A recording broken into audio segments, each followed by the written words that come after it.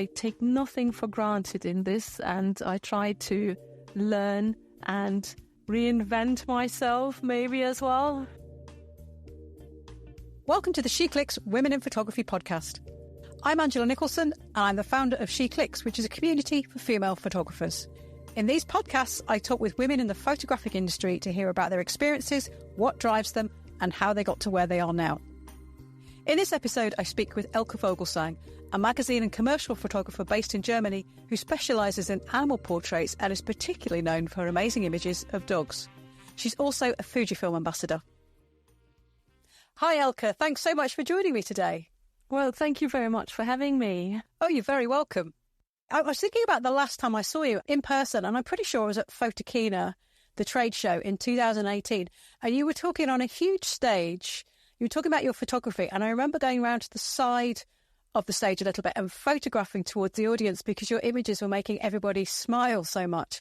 And that must be a really nice thing to be able to do. Yes, absolutely. That's one of the best things in the job, really. The community of really, really friendly people from all over the world, also on social media, who just enjoy dogs and photography. That's something I enjoy tremendously. I was talking to someone the other day, and they said whenever they're out taking photographs, if they ask someone if they can photograph their dog, they've never been refused. But if you say to someone in the street, can I take a photograph of you? They sometimes say no. Sometimes they say yes. But everybody loves to have a photograph of their dog. Yes, sure. It's a family member. A dog is a family member, and dogs don't care how they look in a picture, but people do, yes. And it's definitely far easier to please a dog with pictures than a human being. And everybody wants pictures of their dogs. Yeah, they want to have something like a memory and something, a keepsake. Yeah, and I've noticed as well that if you're photographing a person and after a while, if they're not a regular model, they can get a bit kind of bored of the event and sort of say, well, that's it now. But if an owner sees you taking a photograph of their dog, they'll have a look, and if they think you haven't quite got what they want, or, if this, you should see him from this side, or he does this great trick, they're really happy for you to take more pictures, which must be a real bonus for you sometimes. Yes. Every dog I meet is new to me, and every dog is so very, very different. And I need the owner to tell me as well what they think is special about the dog, because it might be something totally different from what I see in the dog. And I love to meet my models twice at least, because in the first session, I get to know them, and in the second session, I already have an idea what I can do with that dog. And the great thing about dog photography is that you've got these really, really different personalities, and that one dog might be shy but extremely cute, and another dog might be super energetic but show you the most expressive faces. And so I love to meet these different characters, try to find their speciality, their special face or whatever. It's super, super interesting. Sometimes it is very different from what the owner expected. And then, of course, at the end of the session or during the session, I always ask the owner as well what they find special and if the dog knows some tricks. And then we might have other ideas again. Oh, that's a really nice idea. Our dog's got a special trick. He can pick 2 balls up at once, and he's so proud of himself, but not nearly as proud as we are. And your efforts to get to know the dogs are really clear because the character really comes through from their pictures. It's something I find, I instantly recognise one of your images. And I think that's a really, really clever thing that's obviously taking you quite some time to accomplish. But I wonder if we could kind of wind back a little bit, because like quite a few photographers that I know, you went through a career change, didn't you? You went from being a translator, I think, and a hobbyist photographer to being a part-time photographer in, I think you said 2011, and then you took up full-time photography in 2015. Did you actually make a conscious decision to switch from being a hobbyist to being a professional photographer? Or was it something you kind of migrated into? I'm not a very spontaneous person. The fact that I switched jobs is already quite a thing for me, because I studied something which I thought was quite secure. I was a technical translator for English and German, and that's not a very creative thing, but I thought this is something that I can earn some money with. And I loved photography always, but I only took snapshots. But with my first dog, I tried to become a better photographer. And yeah, then we had a very, very stressful time with sick family members. And I decided more or less to change my life a little bit, to make it more interesting, or to have something like creativity in my life. And that's when I started taking more pictures. And later on, more and more people asked me if I could photograph their dog too. So I registered a business as a photographer, which was quite a courageous step for me in those days. Nowadays, I'm much more courageous. And yeah, I never thought that it would turn out the way it did. That was definitely maybe a dream, but I never thought I would work as a full-time photographer. That was something that happened along the way. And because I just put lots and lots of time and effort into this, because it was so much fun and I enjoyed it so much. Was it something about discovering or the fragility of life that made you want to do something that really made you happy and excited and to be creative? Yes, I had quite a lot of responsibilities. We had my mother-in-law living with us. She suffered from dementia, and that's something that really occupies a lot of time during the day. And then my husband got sick, so that was very, very, very stressful. And photography was something that distracted me a bit from this, from thinking too much about sick relatives. So really, initially, it was very much you were going to continue as a hobbyist photographer, but it was a distraction that helped you sort of come to terms with things or get an escape from bad things that were happening. Yes, exactly. Yeah. And because I enjoyed photography so much, I wanted to spend as much time as possible with photography. So I was in the very, very lucky position to have a first job as a technical translator, as a freelance technical translator, which I could step by step erase and switch fully, slowly but fully, to photography. It took me actually 7 years to say I'm a full-time. I work only as a photographer now. Okay. Yeah, I think sometimes there is a perception that people go from, one day to the next. One day they're working in one job and the next day they've switched to something completely different. But there is a bit more of a transition involved. I think I know the answer to this question, but have you ever regretted making that change? No, absolutely not. It is a challenging thing sometimes. I was very lucky, no, I don't think I was lucky. I did put a lot of time into it, and but I had my pictures gone viral a few years ago, and step by step I built up this business. And after a while, I was able to stop entirely everything that I didn't enjoy too much and only do what I really, really enjoyed. This is pure luxury. And you can't really take it for granted.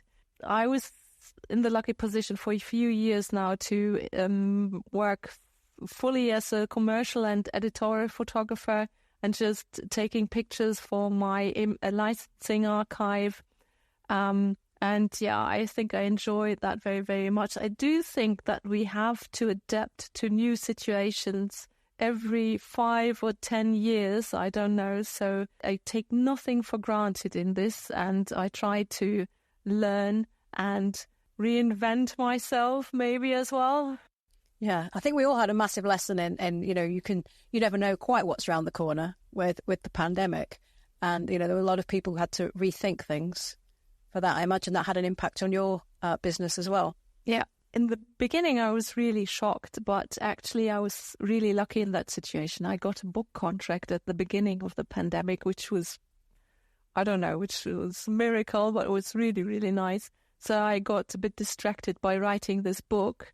And later on, because people couldn't take images themselves because everybody was at home and nobody could meet to take new images, people bought my images. So I was actually a very lucky position during that time. Oh, that's very fortunate. That's great. Did you ever doubt at any point that photography could become a full-time career for you? Yes, all the time. Yes, definitely.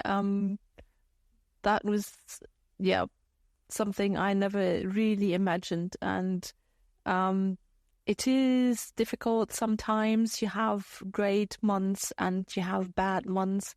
And sometimes there are 2 or 3 bad months, and then you start wondering again. And so it's got its ups and downs. And you have to be very, very patient in this job and just keep on going. Do you have a mechanism that you use to try and get through those sort of tougher times? Yes, I have loads and loads of projects I would like to finish, and I actually enjoy sometimes quieter times and just keep on working on these projects. And sometimes also love to do something else again, because I specialize in these studio images of dogs and cats, and I do this for quite a few years now. And so after a while, you just want to do something different again. So here in my studio, I take pictures for myself and I try out things, and I have projects. Doesn't always mean that they will see the day of light. I just do that for myself, maybe. But I also write articles, for example. So I love languages, and so if it's really quiet and I need a bit of a break from photography, and I learn languages. Currently, I try to brush up my Spanish, and then to integrate that into my business as well. Oh, useful. So you could expand out, sell elsewhere. Yes, exactly. So dream is to go to Spain and give workshops there next year. Oh, amazing. That would be fantastic. Your dogs are Spanish, aren't they? Yes, but they don't speak Spanish. They're not a great help. Neither in German nor in Spanish. I know that problem. Very familiar. Are you the sort of person that maps out your career? You know, did you sort of think through what you wanted to achieve in the first couple of years and have a clear plan, or did you evolve as you went along? I do have my plans. I love plans and I love lists. I make lists and I try to achieve whatever I put on that list at the beginning of the year. I just love that.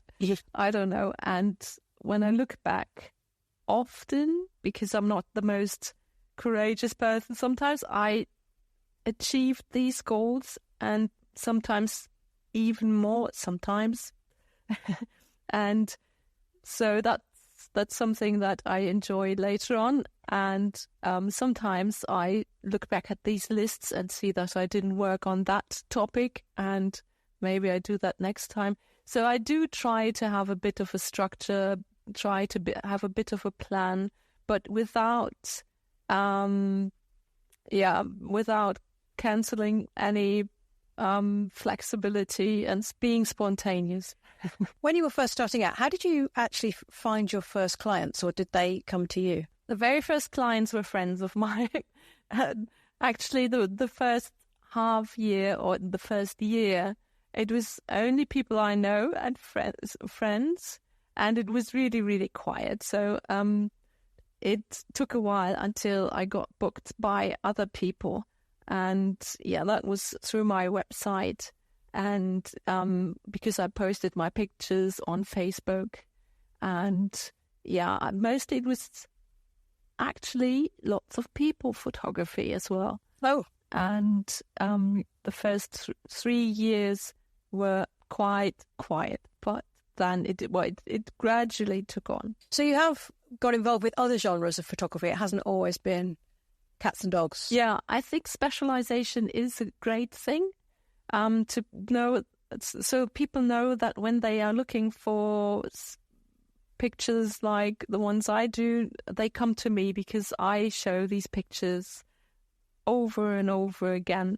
And if they find too many subjects on your website, they might not think that you're the guy or the woman for that particular genre. But that's easy to say when you don't make a living from photography. Then it is quite handy to have several sources of income or different subjects to photograph, because with dogs only, it would have taken much longer for me to make a living from photography, I guess. Oh, surely cats are harder to photograph than dogs, aren't they? Yes. If cats don't want to cooperate, that's it. You can go home. I love cats. I think they're really, really cool. But it's, for example, far easier to photograph young cats who are still very playful.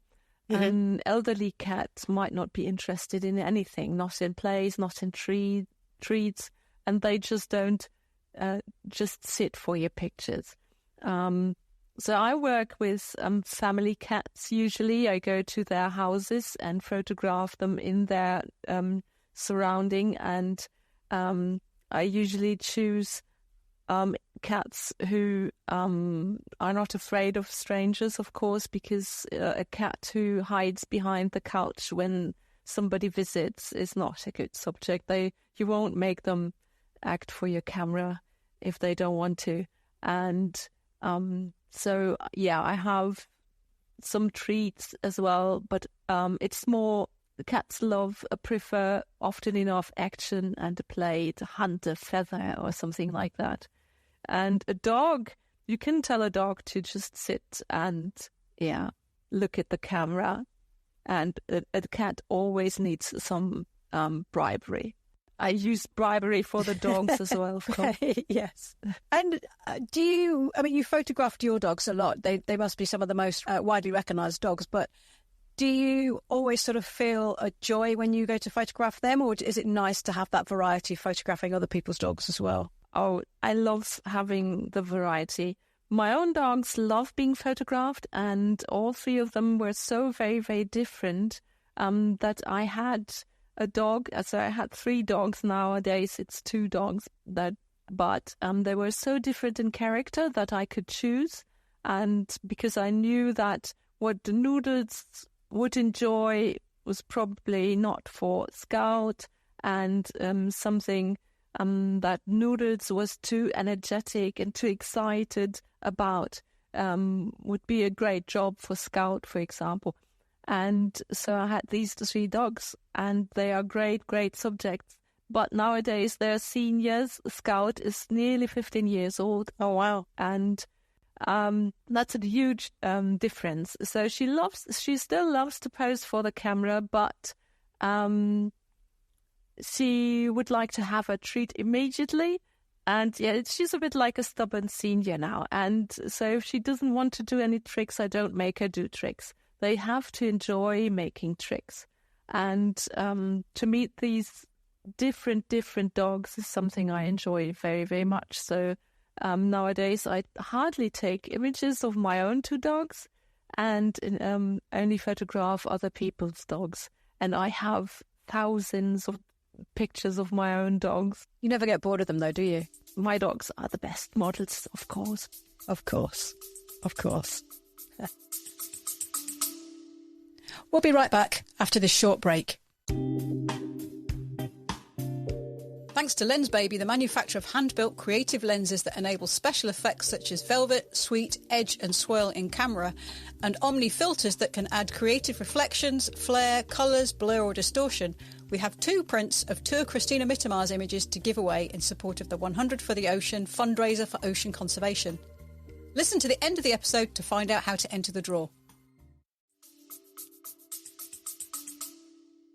Now, you've been a Fujifilm ambassador, or an ex-photographer as they call them, for quite a few years now. And how did that originally come about? I put all my courage together and went up to Fujifilm Germany on Photokina in I think it might have been, oh no, I can't remember, 2016 is a bit late.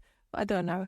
And I showed them what I had achieved and talked to one of them. And usually it might maybe not be the best practice because they're very, very busy at these photography fairs.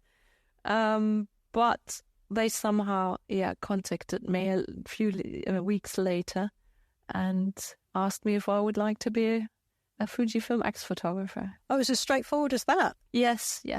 I'm not sure it's the best practice. I don't know how they choose the people, but I was just courageous and went up. I thought I have to do something to make my dream come true in this business. Yeah. At that time, did you have an Instagram presence?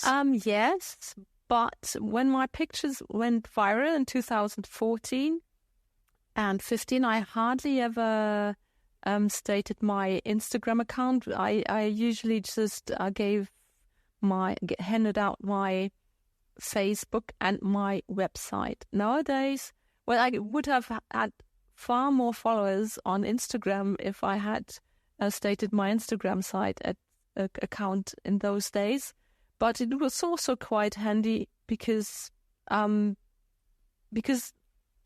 always stated my website. My website is all over the place now, and whatever happens to Facebook and Instagram, it will always be your website. That's a good point, because you've got quite an extensive gallery of images on your website. Yeah, I should update that a little bit, but yes, I think my website is the most important thing. Sure, I have lots of followers on Instagram, and that's super handy and it's fun, but I think the website is super important. Is there a difference, perhaps? I mean, it's very nice to have followers on social media, and you get some great comments and people love your images. But do you find most business comes through your website rather than the Instagram account? Yeah, that's the thing. I'm not entirely sure. I do think so because of what I said. I always stated my website, and my images are all over the internet, and people find them on, don't know, Pinterest, and it's usually then pinned to my website or to 500px, which is you probably know 500px. Nowadays, it might not be that important anymore, but a few years ago, it was very important. I have loads of followers on Instagram, but business-wise, I don't know. If I have lots of followers in Brazil and Argentina, for example, that doesn't really matter because nobody from Brazil or Argentina buys something. I love to talk to people from Brazil and Argentina, but when it comes to business, I get booked by the United States. I do have lots of followers from the United States as well, but it doesn't really matter if you have 200,000 followers and nobody buys anything. Then it's better you have only 100 followers, and then they're all the art directors of important companies.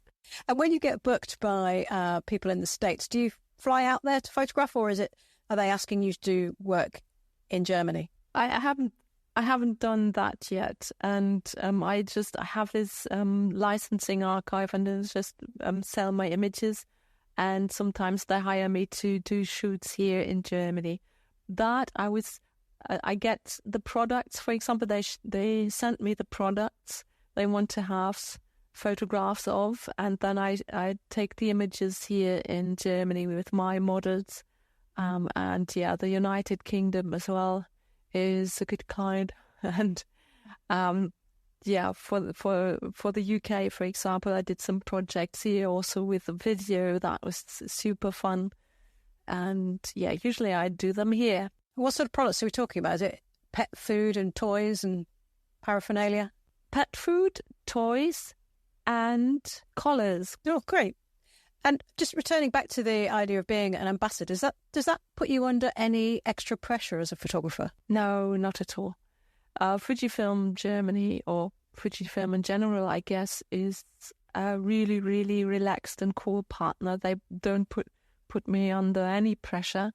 They love their Fujifilm. Here in Germany, it's the Fujifilm School. I'm not sure if you have that in the UK. But I give workshops for the Fujifilm School here in Germany, And otherwise, they sometimes ask me to test cameras, and then I take images. But they're super fair and friendly, and they don't say you have to say this or that. I don't know. I feel no pressure at all. It's really cool cooperation. Oh, that's good. And is the Fujifilm school in Germany, is that a physical school that you go along to teach events in person, or is that an online thing or a combination? No, that's in person. So every Fujifilm school teacher sets up his own workshops. And we present our ideas to Fujifilm, and they say, yeah, that's great, let's do that. And then, for example, I hire dogs here, and I have some premises or a field and a garden where we do that. It's a dog school, actually. I hire for this. Or when I go to a different city, sometimes Fujifilm rents a place for these workshops, and then you get paid for the day. And people book the classes. It's classes of up to 10, sometimes 12 participants. Then you take images of dogs, and there are lots of other workshops as well. People photography and landscapes. This is everything. That sounds like great fun. I think it'd be amazing if you could do that in the UK. I'm sure there'd be lots of people willing to sign up to photograph dogs with you in the UK. Yeah, it's not too expensive because it does cost something, because everything that doesn't cost anything isn't worth anything.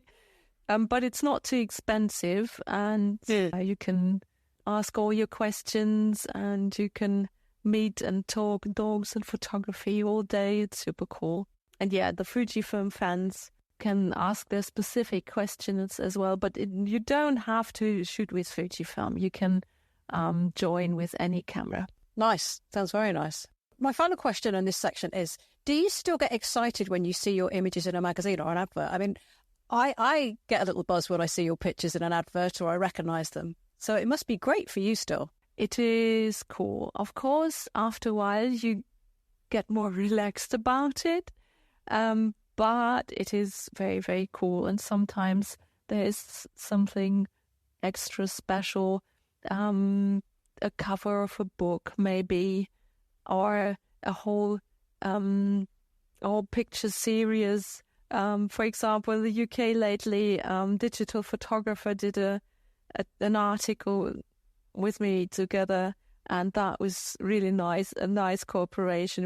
I handed in the images, and we talked about the text, and we did that together. That was really, really cool. And then you have a whole article of, I don't know, I think it was 10 pages or something in Digital Photographer. Mm-hmm.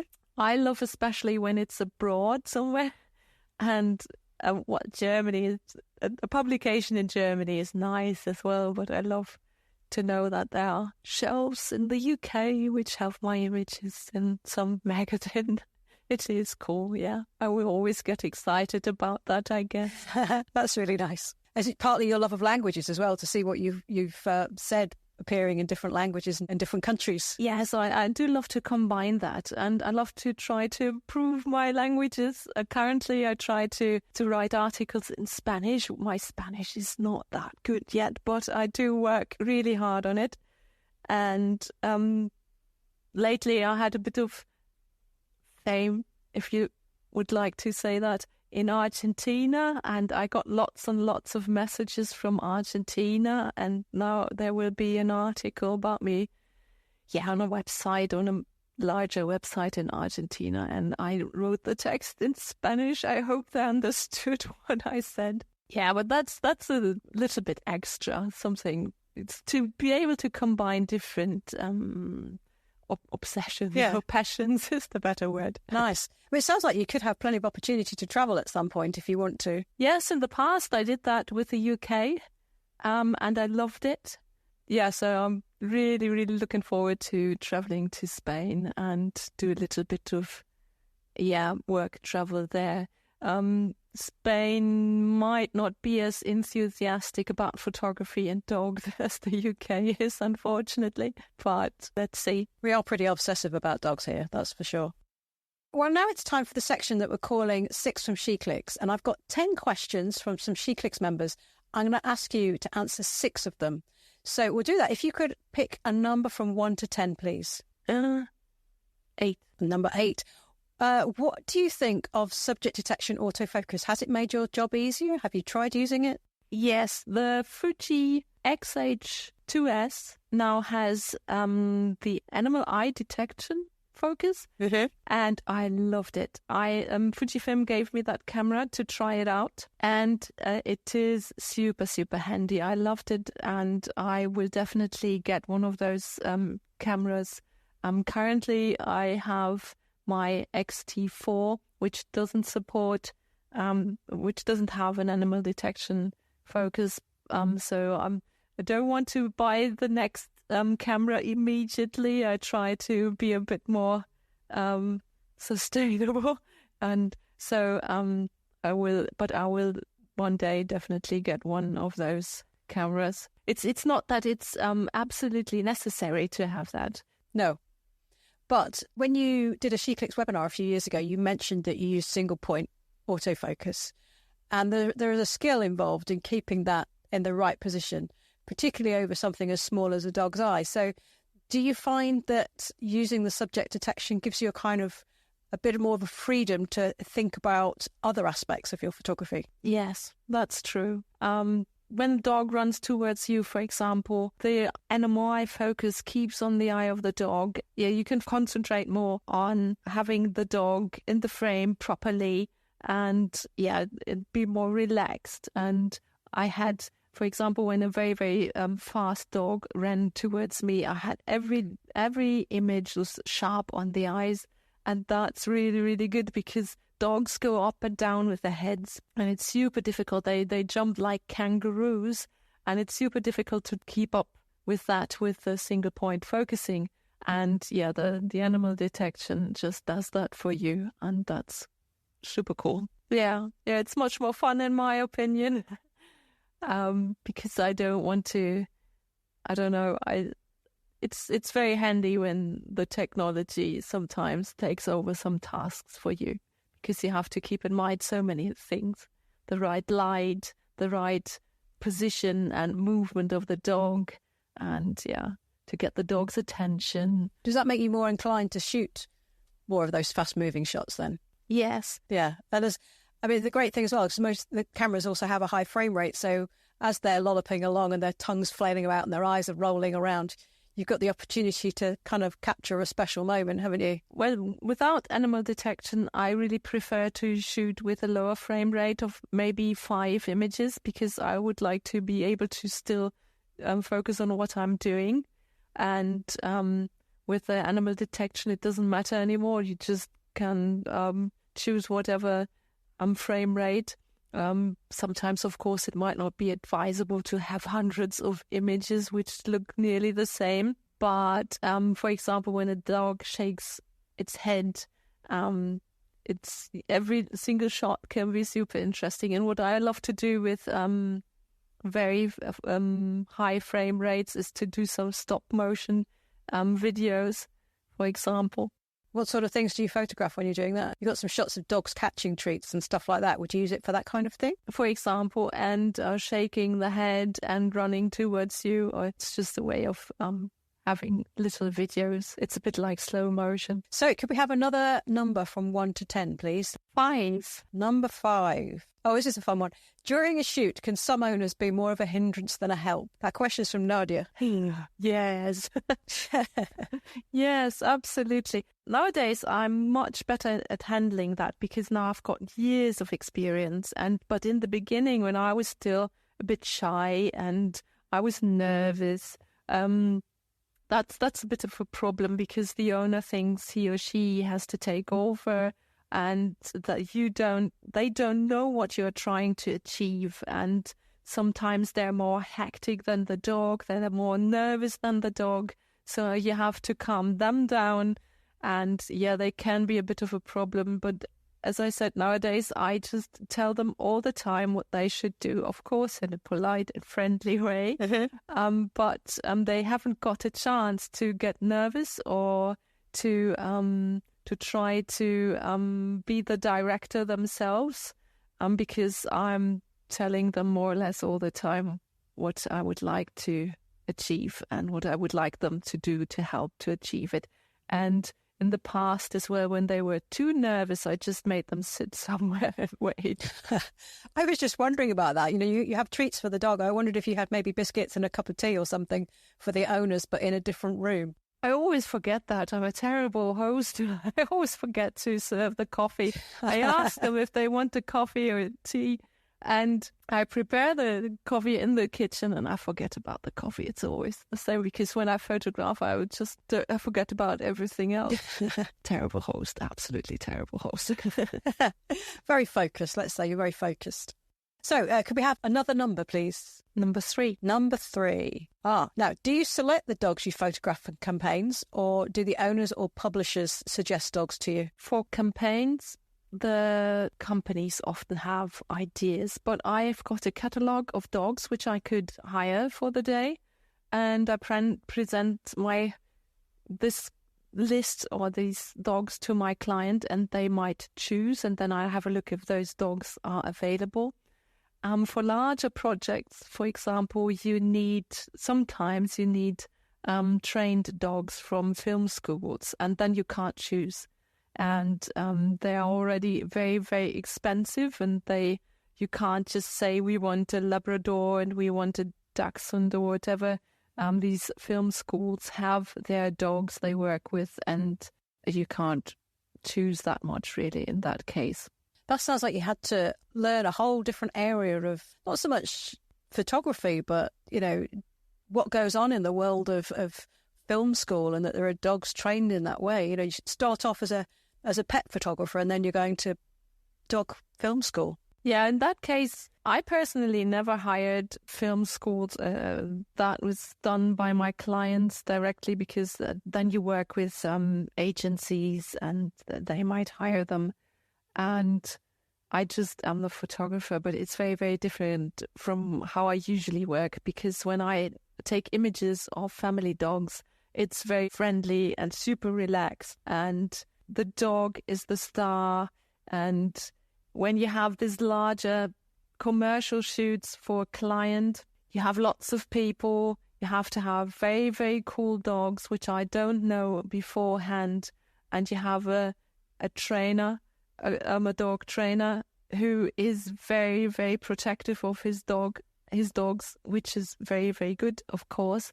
But they want to be the ones who entertain the dogs, and that's difficult for me, because I know how to handle dogs, I know how to entertain them, I know how to make sure they have fun and act for my camera. And so I once had a bit of a difficult day with the trainer, because she insisted she is the one who will talk to the dog, and that was the trainer was more complicated than any dog could ever be. I appreciate that, because she was protective of her animals, which is good. But finally, we found a way that we both can do our job. Yeah, the dogs and cats were cool. They actually had cats which could sit on demand. Oh, wow. And that's really amazing animals they have. Yeah. Well, I mean, that takes a bit of doing, I think, training a cat to do that. Right, so can we have another number from 1 to 10, please? 1. Number 1. Which breed of dog have you found to be the most uncooperative? That question is from Caroline. Uncooperative. Big herding dogs like Canine, for example. I think they're a bit misplaced in the studio, for example. These huge dogs, which usually would herd sheep somewhere in Anatolia, I don't know. And here in the studio, they just look like, what the hell is this? Why am I here? Why am I not outside on the fields? So I don't like having these dogs which look totally out of place in my studio here. And, well, I had some here and they did cooperate, but it was very different from a super excited beagle who just would love to get the food, or an Australian Shepherd. So yeah, Kangal and Co. I don't know. They are very difficult sometimes. My favorite breeds are hunting dogs, gun dogs. For example, Spaniels and German short-haired pointers or German pointers. I love them. They are intelligent, they're energetic, but they do cooperate. They love to work with humans.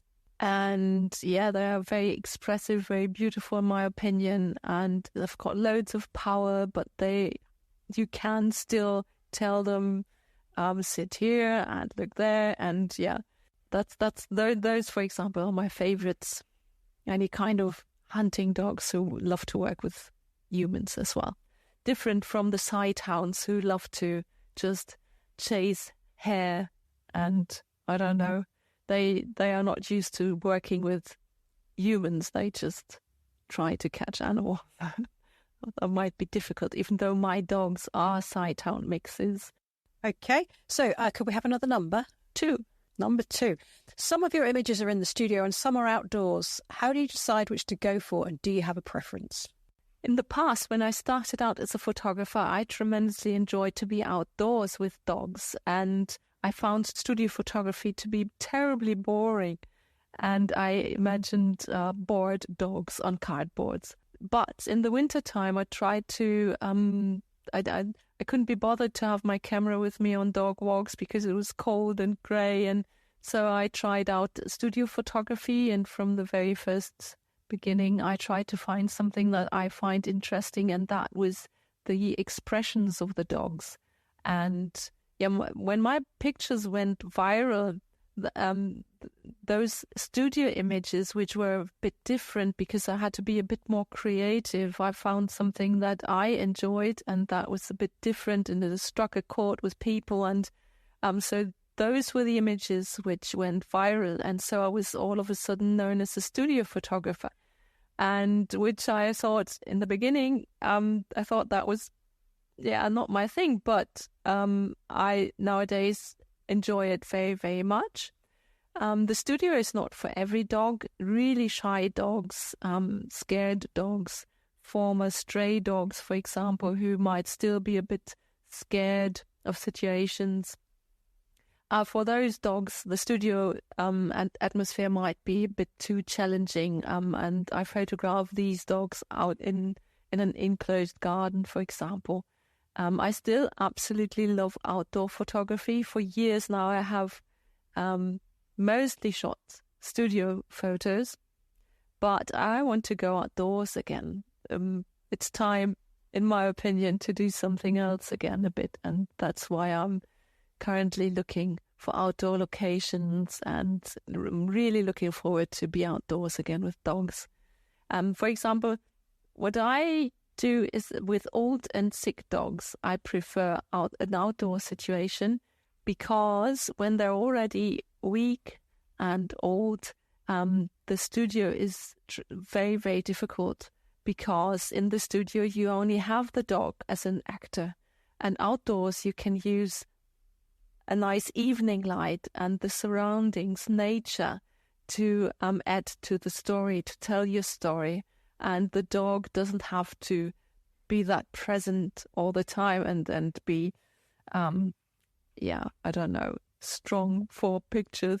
So, old and sick dogs I would definitely prefer to photograph outdoors. Is it the change in the weather or moving towards spring and having sort of been indoors all through the winter that makes you want to go outdoors, or is it just, a feeling of a shift in your photography? Yes, both. I don't particularly like the winter here in northern Germany. It's cold and grey and wet, and outdoors, and you have to lie on the ground most of the time. And so now that it's spring, you're ready to do it. That sounds fair enough. And so can we have the last number then, please? 9. Number 9. Do you employ an assistant to help with some of your shoots these days? No. I have my husband when I work with my own dogs outdoors, for example. And usually I always have the owner or a trainer. And that's enough for me, because I usually would like that the dog focuses on me and not another person, because I want to make sure the dog looks into the camera. And it's super difficult when you've got a dog, for example, who's very focused on his owner, to make sure that he forgets about the owner. And another person would be another distraction. And no, I don't really need that. And I always work with quite simple methods and simple technology. I have only one strobe. I would like to make sure that every animal in my studio feels as comfortable as possible. So I use only one strobe, which also means that I might have more work in Photoshop later on because the background is not evenly lit. But when I can make sure that every dog who comes here is happy with the situation, that's better. I was looking at some of your photographs just the other day, and there was a series where you've got the dogs with their tongues sticking out. And you said you achieved that by holding out a yogurt pot with a little bit of yogurt in, and the dog would be licking it, and then you would pull it away. And I was just trying to imagine how you managed to do that. Were you holding it and trying to balance your camera, or did you have your husband doing it? No, I do that. And I always have only one hand on my camera. And in the other hand, I have a treat or a toy or a squeaker. And you will hardly ever see me with both hands on my camera. Outdoors, yes, because outdoors I take images with a telelens, for example, and then I usually might have the owner to entertain the dog. But here in the studio, where I'm very near to the dog, I do that myself, and I use one hand on the camera. So I don't imagine for a minute that you're standing upright or putting your camera on a tripod. So you're probably crouching down, holding the camera, holding the treat. You must have core muscles of steel and really excellent balance. No, I often just shake my shoulder because the shoulder gets stuck. And I also had, how do you call it, impingement syndrome, because my shoulder got stuck. Probably not only because of photography, but it does hurt sometimes, and I have to do some exercises for my shoulder. I'm old. Time for more photography outside then.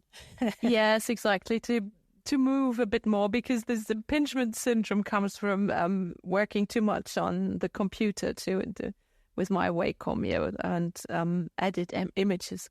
That's the real problem. Well, Elke, it's been absolutely lovely catching up with you, and I hope that maybe we'll get to see each other in person at some point in the not too distant future.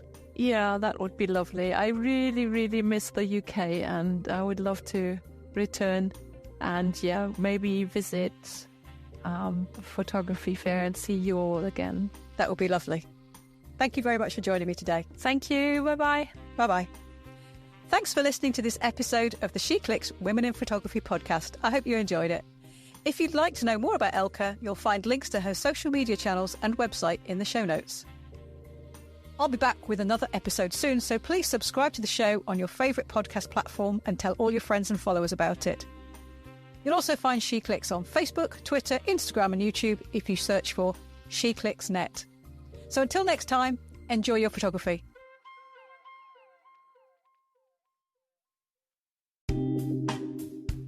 To be in with a chance of winning one of Christina Mittermeier's prints, email me at podcast@sheclicks.net and let me know which song Christina sings to make animals aware of her presence.